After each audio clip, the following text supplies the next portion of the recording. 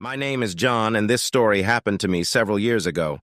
I've always been a skeptic about ghosts and the paranormal, but what I experienced changed my mind forever.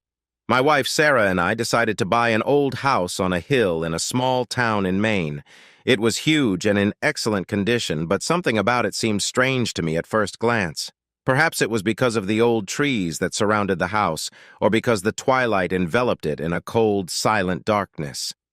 The very first night after moving in, we heard strange noises. They sounded like footsteps coming from the attic. I decided to check, even though Sarah asked me to leave it for the morning. Armed with a flashlight, I carefully climbed the stairs. The attic was filled with old furniture, dust and cobwebs, but surprisingly, I did not find any traces of strangers. We decided it must have been the wind playing with the old windows and doors, but every night the sounds were repeated, and each time they became louder. Once I even felt a cold breath on my neck when I was in the attic. But there was no one there again. However, the worst thing happened on the fourth night. I woke up in the middle of the night with the feeling that someone was watching me. When I turned around, I saw a silhouette in the darkness standing by our bedroom door. It was a tall figure, its face hidden in shadow. I tried to scream, but I couldn't make a sound. The silhouette began to slowly move towards me. I felt a cold sweat cover my body, and when he got close enough for me to see his face, I saw that it was a man with empty black eyes. And then everything went dark. I woke up from Sarah's scream. She held my shoulders, trying to wake me up. My head was heavy and my heart was pounding like crazy. I looked back, but the figure was gone. "What happened, John? You screamed in your sleep," Sarah asked, her eyes full of fear. I didn't want to scare her, so I told her I had a terrible dream. However, deep down, I knew it was more than just a nightmare. The next morning, at first light, I began researching the history of our home. In the town library, I found an old newspaper with the headline, "Johnson Family Missing from House on the Hill." The article told about the strange disappearance of the entire family that lived in this house more than 100 years ago. No signs of struggle, no clues. Just disappeared. I decided to turn to the local historian, Mr. Brown. He told me that the house on the hill had always had a bad reputation. The spirits of the Johnson family are said to still dwell there, seeking peace. Mr. Brown also said many new residents were leaving the house due to unexplained events. That same night, the sounds became unbearable. They echoed from all corners of the house. I heard whispers, laughter, screams. My head was spinning and my heart was beating in time with the chaotic sounds. Then I decided to go up to the attic again. This time I was determined to find answers. When I opened the old wooden chest, there was a diary that belonged to Henry Johnson, the head of the missing family. "That night I realized that we are not alone in this house," he wrote. "Shadows haunt us, and I fear this is the end. If anyone finds this diary, please understand, we never left this house. We are here, but we are no longer alive." From that moment on, things got even worse. Shadows appeared during the day, objects moved by themselves, and at night I heard children crying. Sarah started to get sick. Her face became pale and her eyes empty. Sarah's condition worsened every day. She hardly ever got out of bed, and her skin became more and more transparent. I was in despair. My rational mind refused to accept what was happening, but the facts were clear. We were dealing with something supernatural.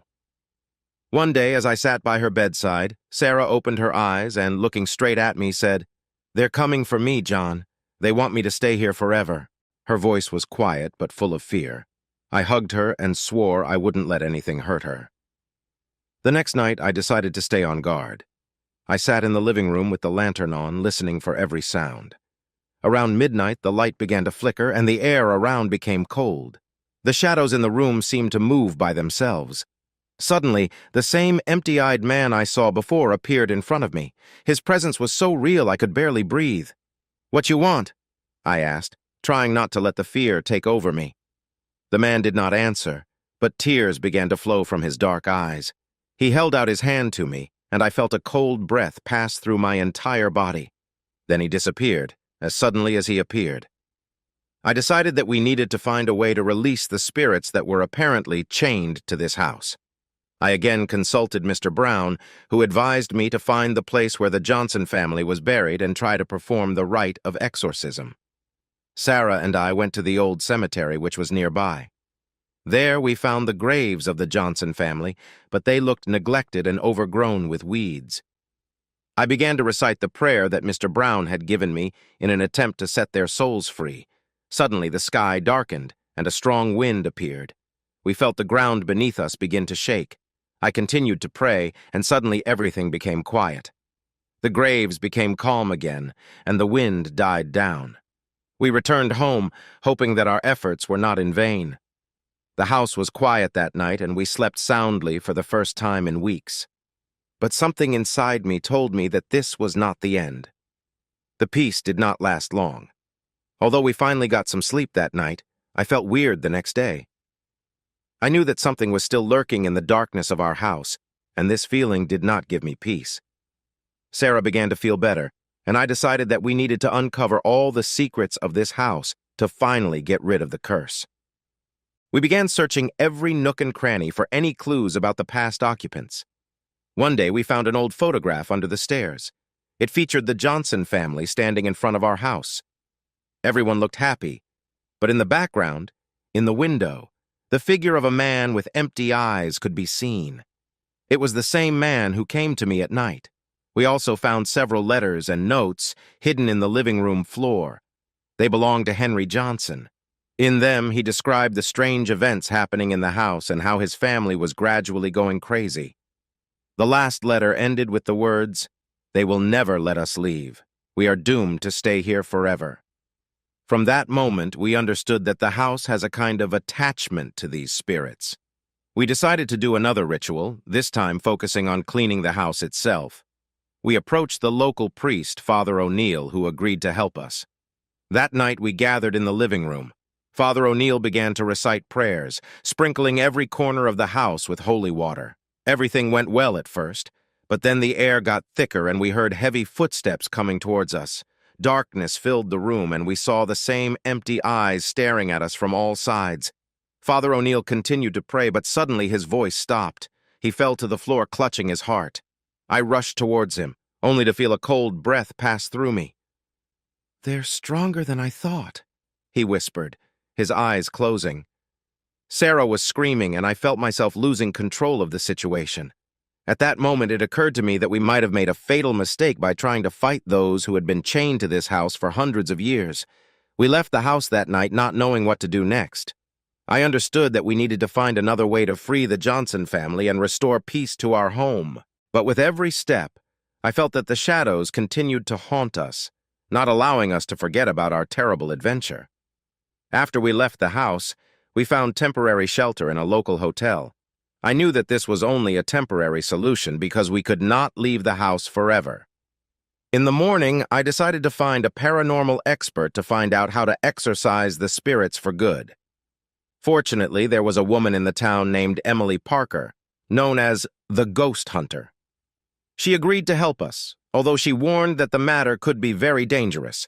Emily arrived at the house the next evening. She brought with her various devices and charms. She explained that spirits are usually attached to certain objects or places because of strong emotions or unfinished business. Sarah and I watched as she prepared for the ceremony. Emily began by meditating to tune into the energy of the house. She walked through the rooms, listening for sounds and analyzing the readings of her devices. In the basement, she found an old chest that we hadn't noticed before. When she opened it, she found children's toys, family photos, and some old letters. "This is their tether," Emily said. "The spirits of these children cannot rest in peace because their lives were cut short so tragically." Emily began casting special spells, burning herbs, and placing charms around the chest. The air thickened again, and I felt the same cold presence. The silhouette of a man with empty eyes appeared before us, but this time he did not look aggressive. His face was full of pain and sadness. "They want their stories to be heard," Emily said. "We have to find a way to finish what they started."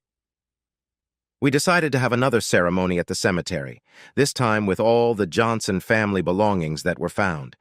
Emily explained that this ritual would help the spirits find peace and release them from the house. That night we went to the cemetery again. We placed toys, photos, and letters around the graves of the Johnson family. Emily began to recite the spell while Sarah and I held hands, hoping for the best. The sky darkened again, but this time it felt like the spirits were not hostile. We heard children's laughter and saw little shadows playing around the graves. The man with empty eyes appeared for the last time, and his face finally looked calm. He nodded to us, and the shadows began to dissipate. When it was over, we were incredibly relieved. Emily said that the spirits have found peace and can now leave this world. We returned to our home, which was now quiet and peaceful. Sarah was feeling well again, and I was finally able to sleep peacefully. We knew that our house was no longer haunted, and that we were able to help the Johnson family find their peace. A few weeks have passed since the ceremony, and life has begun to return to normal. Sarah and I went about our daily business, trying not to think about what had happened. However, deep down, I still felt uneasy. Have we really gotten rid of all spirits?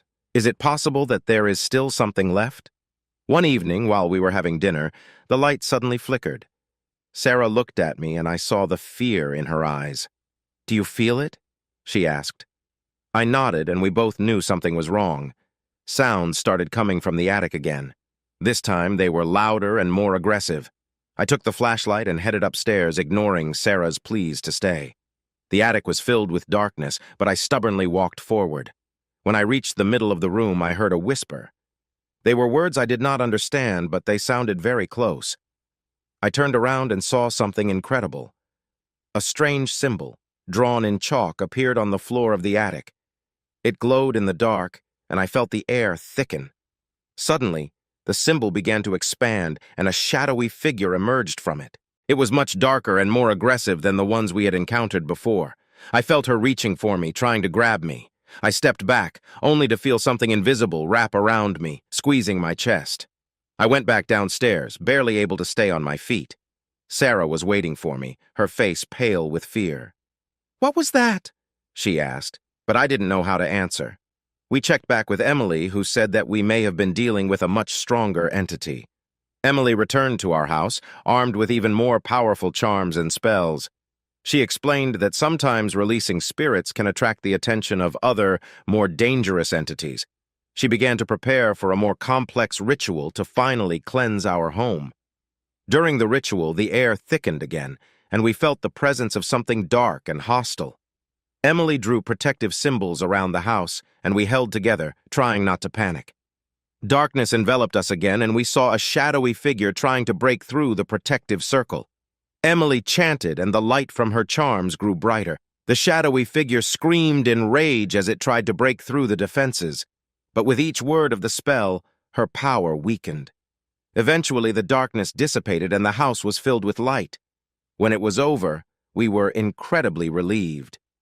Emily said that our house is now safe from any dark entities. We thanked her for her help and were finally able to sleep peacefully that night. However, I knew we needed to remain vigilant. Paranormal phenomena can appear at any moment, and we must be ready for any challenge. After Emily performed her ritual, our home was peaceful and quiet. Sarah was back to normal, and I decided that we needed to start a new chapter, leaving behind all the horrors of the past. We decided to renovate the house to change its atmosphere and get rid of any reminders of past events. Together, we painted the walls in light colors, replaced the old furniture with new ones, and turned the attic into a cozy office. One day, while renovating, I found an old basement that I hadn't noticed before. It was bricked up, but one of the floorboards accidentally fell in, opening the entrance. I didn't want to face the past again, but something inside me told me that it might be important. Sarah and I decided to explore the basement. It was dark and damp, but with the help of a flashlight we could see old shelves with books and documents. It was immediately clear that this was Henry Johnson's secret room. His diaries, letters, and some other personal things were kept here. We found many of the notes that Henry made before his disappearance. They described his attempts to contact the spirits, as well as his struggle with them.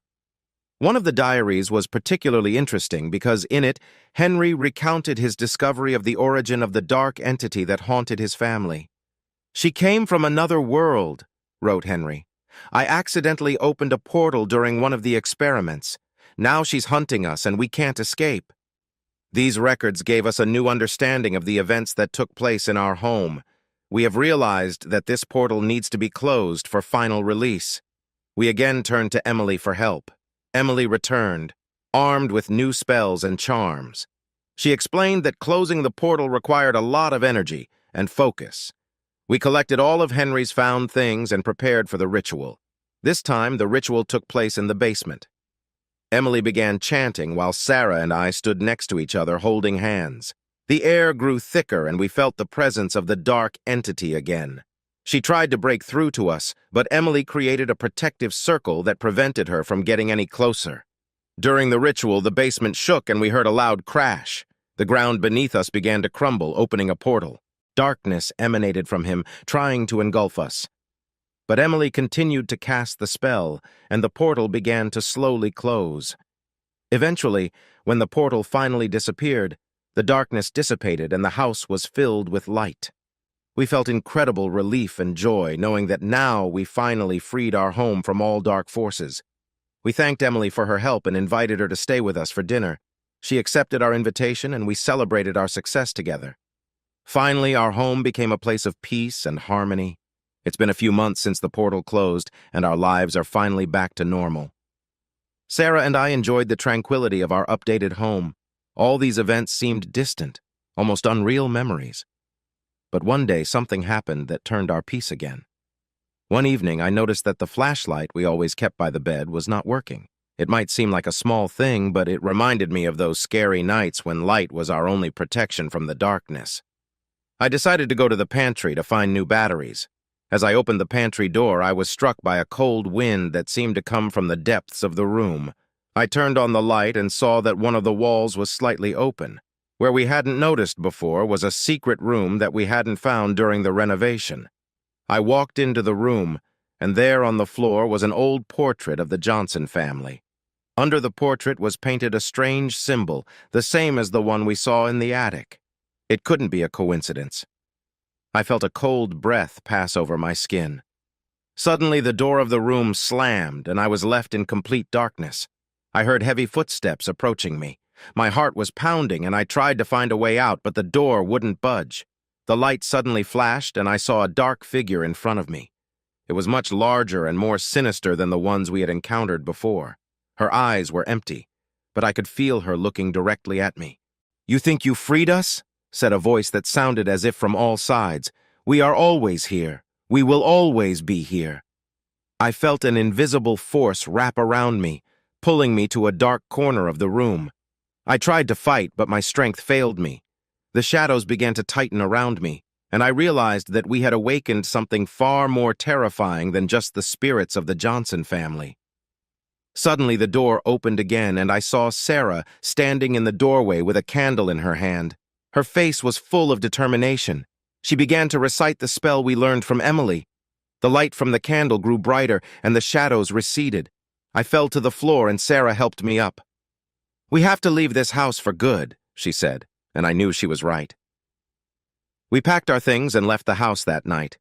As we drove, I looked around and saw the windows of the house filling with darkness. We never returned there, but we always remembered the horrors we faced. The house on the hill remained empty, but I knew its dark secrets would never go away. They will always be there, waiting for new residents who dare to step on its doorstep, step on its doorstep, step on its doorstep.